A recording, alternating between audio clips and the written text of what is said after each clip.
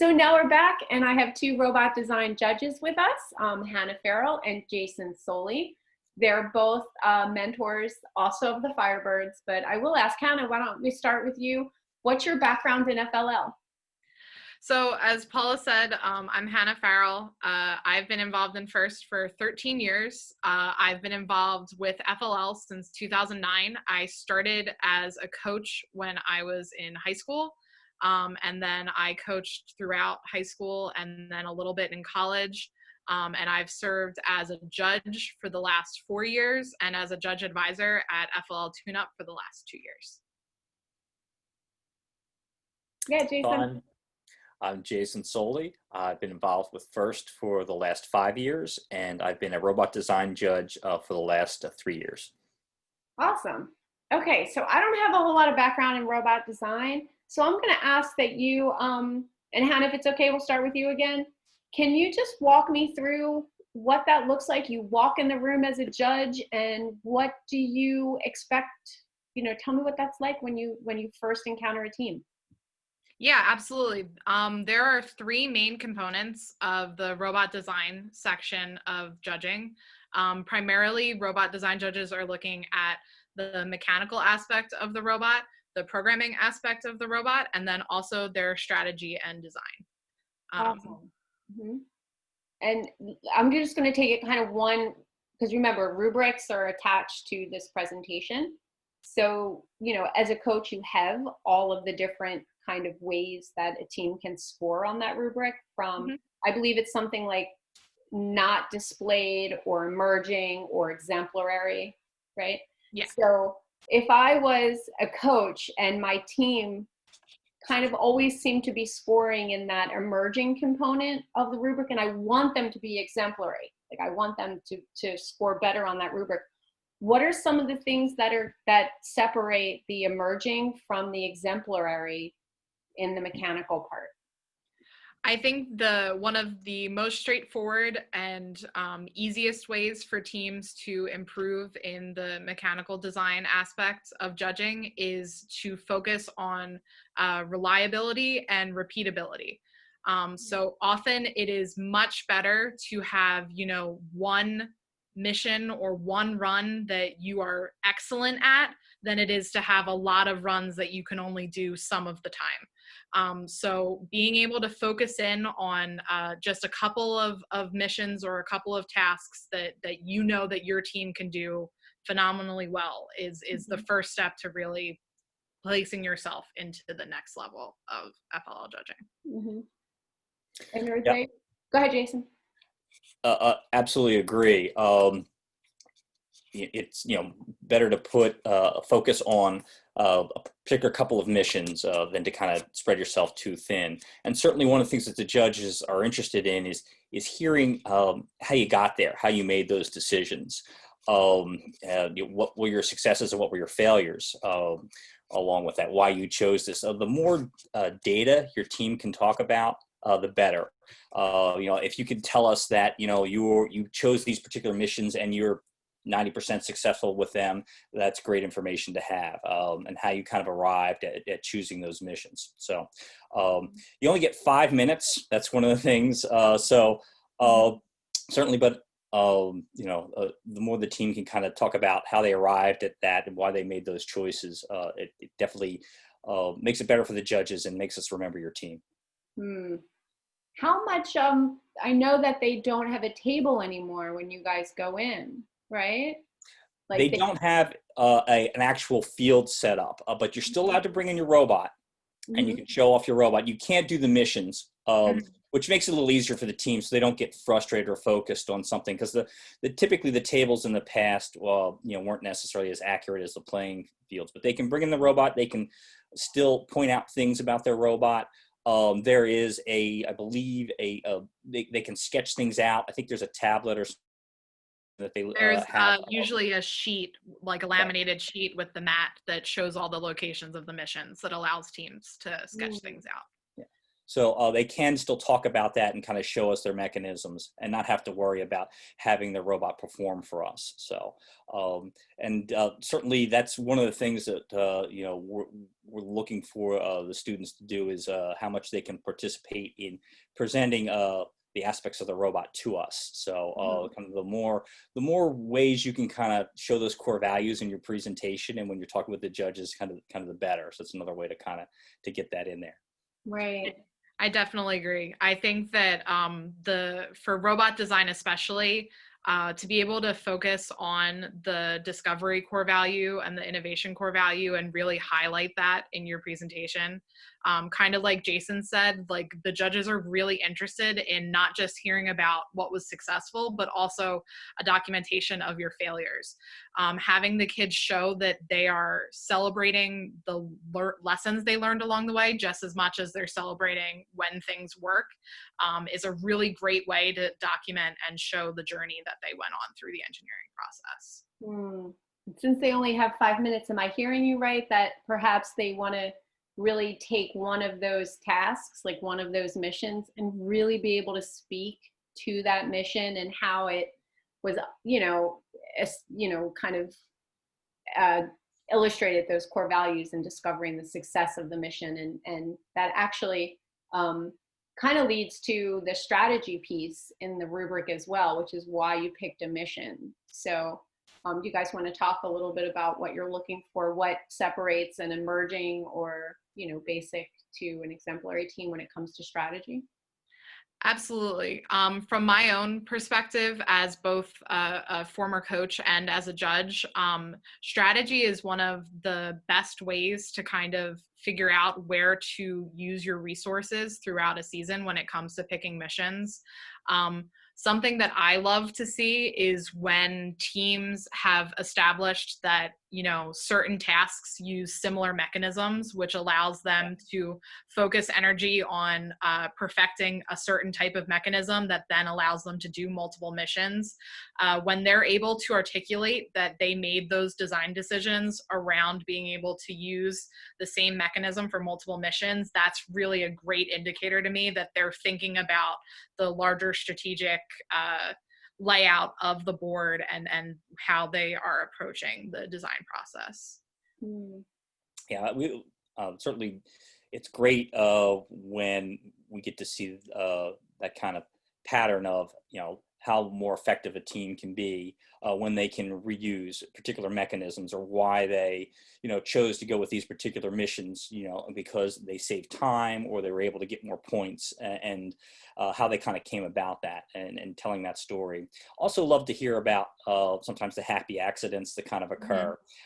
That's always a great thing to hear about a particular mechanism, and also what didn't work as well. I know we kind of echoed that with the first couple of questions, but why they chose this over this, and why that decision was made. As far as strategies in terms of telling the story about why, what was the approach that was taken as a team to kind of arrive at picking those different strategies. So that's a good thing to kind of hear, and that's something the judges will probably ask. As well. So, and not that, whatever those answers are, but if there was a method, of why they chose this, it's good to kind of hear what that process is. I will say a common thing that I hear a lot in the judges' room from teams is that a lot of teams will kind of have students assigned to individual missions. And so what you end up with is runs that are kind of, a hodgepodge collection of different missions that interested different kids. And while that's not necessarily the wrong way to go about it, you should definitely consider how to kind of unite those missions together and are there ways to make it more efficient. And you don't want to have a lot of individual missions all over the board that you have to stop and take the robot off each time and restart, because it's just going to slow down the number of missions you can achieve. It's going to, take away those precision points that are so precious. And it's so sometimes as a mentor, getting the kids to see the bigger picture of the board can be an important component of that strategy portion. Awesome. I want to talk a little bit about that programming aspect of the rubric as well. So what distinguishes a emerging or, and a basic, if that word is appropriate, from an exemplary team in this area? So a couple things that judges are looking for as far as programming is concerned. And once again, you only have the 5 minutes. One is, can the students, you don't have to go through every piece of code, but can the students explain the program as it relates to the mission and what they're trying to accomplish? So that's number one. Number two, and this is a big thing that I would say at least half the teams miss out on, is you need to comment and document your code. And you have to do more than just say, this makes the robot drive straight. You want to kind of elaborate on what it's doing in the actual mission. If you're using particular values, what those values are about, or measurements, and describe the program. So that's a big thing that the judges are looking for. Complexity kind of varies. It doesn't necessarily, your program just doesn't have to be necessarily complex, but you should definitely be able to describe what's going on. Certainly, the program needs to reflect the consistency that you want to have and the reliability you want to have, for your robot to complete the missions. That can be done through a variety of different ways. So one is certainly using sensors. The other is using good data and good measurements in how you're going about to try to complete the mission, as opposed to using things like rotations of a wheel, as opposed to just timing to kind of get where you need to go on the board. That's kind of definitely in terms of separating more advanced teams from others. Mm-hmm. Getting that consistency when you're looking at the higher level teams, certainly the use of sensors. Or even, why you, maybe didn't use sensors. You may have, and we certainly have had that where teams said, hey, we considered using a color sensor, and here's, why we didn't use that. So, but it shows that you considered it. But that usually, what works in your home board, if you will, is going to be very different across all the different boards you're going to use in competition. So whatever you can do to kind of account for those variations, using a gyro, using a color sensor, using an ultrasonic rangefinder, all those things can kind of help out. So, and once again, not every student will necessarily program, but certainly having the students who do programs speak to what they did and be able to describe what they did is an important aspect, and I wouldn't skip on that. Got it. How about a handout or something? Should they have a copy of their code, or do they just show it to you on the robot? Like, what does that look like? Typically, when you try to print, it's okay. It's great to have printouts if you can have it. It can also just be shown on their laptop, but it's good to have something. So if they don't have it, having that student or students describe their code and what they did. Certainly, having the handout is great, and being able to show it on the screen is also good as well. So definitely that is it shows that you were prepared and ready to talk about it. Because time is short. So, definitely, have some aspect of your code to show, and at worst case, be able to talk about it. Got it. So mechanically, programming, strategy, let's just say I'm a coach and I'm like, I got a fantastic mechanism. I have an amazing program. I know our strategy was sound, but for some reason I get my rubric back from my team and I'm still scoring kind of, not exemplary.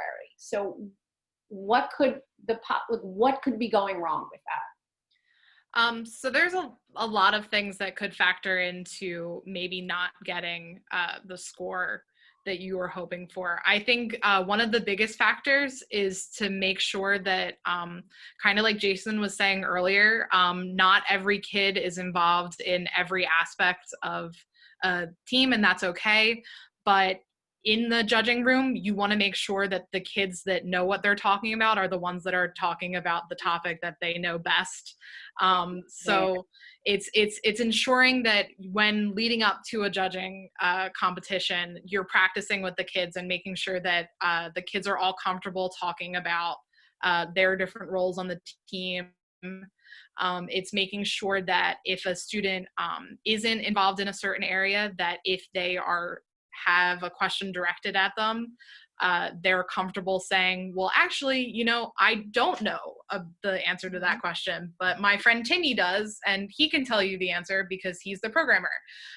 It's ensuring that, at the heart of that, at the end of the day, we can tell when the kids know what they're talking about and are excited about the stuff they've done and are really knowledgeable about their work. And when you never want to be in a scenario where you have a kid just reciting something from memory that they weren't involved in. Right. So yeah. So if you have a kid that can talk about says, oh, we used a sensor, but knows nothing about how they got that sensor to work, or kind of the doesn't need to know every single detail, but they need to go into some depth. Am I right about that? Absolutely. Yeah. If you're going to have a kid talk about an element of your robot design, you should kind of prepare ahead of time to make sure that they're comfortable having a conversation with a judge about that robot design. The kids that really shine in the judging rooms are the ones who are so enthusiastic and so knowledgeable about the stuff they want to talk about that, it's almost like having to shoo them out of the room because they would want to take up the entire time just talking about their area. So it's important to let the kids kind of lead who is going to talk about what, and make sure that everyone's comfortable talking in front of the judges. Awesome. Jason, you have anything to add to that? I think the coaches know their students, so that's one of the things. If you've got students who are shy but did all the programming, for example, or did design, you can kind of structure that. And the judges, we are trained to kind of bring out questions, because certainly you could do all the practicing in the world, and you walk into this room during this event, and you've got two judges, across the room from you, and it can get a little intimidating. So we will try to bring out questions, and one of the kind of things that helps is talking about the robot. So and hopefully that gets people back on track. But you definitely, as Hannah said, you don't want to have a student bring up gear ratios and not be able to be able to talk about that. Right. So and just to echo that point, it is okay to not know the answers to things, but if you can direct that to Susie did the programming, I'm going to have her answer that question, how they kind of divided that up. And I think as Hannah touched on this, definitely you definitely want to practice, and all the questions for the rubric are out there, so definitely going through and actually attached. What's that? Yeah, we'll have some attached. Yeah, we'll have some attached. Definitely go through the actual questions with your students to test that out. Say, this is what the judges are going to ask you about. So also another thing, have an opportunity to, if the judges have a question towards the end where they kind of say, hey, is there anything we didn't ask you about? So if there's things that you want to talk about and the judges didn't ask you that's your opportunity. Or just at the end, whatever it is, an anecdote, something you really wanted the judges to know about, definitely bring that up. Right. Awesome. So I think you guys gave some great advice on robot design. So we talked about throughout the whole presentation, core values, innovation project, and robot design. And one of the things I'm really hoping, correct me if I'm wrong, guys, but those core values are woven through everything, from the project to the robot design. So again, if your kids have internalized those values, they're going to shine and the judges are going to notice. So thank you for your time. I hope you found something helpful. Bye. Bye.